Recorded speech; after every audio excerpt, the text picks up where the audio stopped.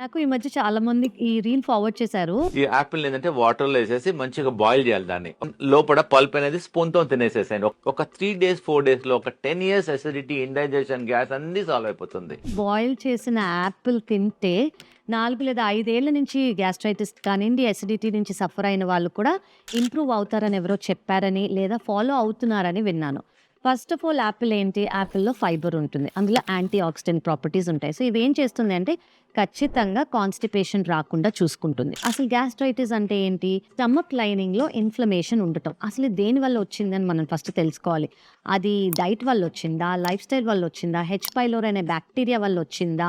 అనేది మనం ఫస్ట్ చూసుకోవాలి. ఒక యాపిల్ తిన్నందుకు ఆఫ్‌కోర్స్ మన ఫైబర్ కంటెంట్ ఎక్కువయ్యి ఇన్‌ఫ్లమేషన్ కొంచెం తగ్గి కాన్‌స్టిపేషన్ లేకుండా చేస్తుంది కానియండి, that is not the treatment for you. Gastritis అనేది ఉంటే అది దేనివల్ల వచ్చింది అనేది ఖచ్చితంగా you have to know the treatment after doing N endoscopy. Thank you.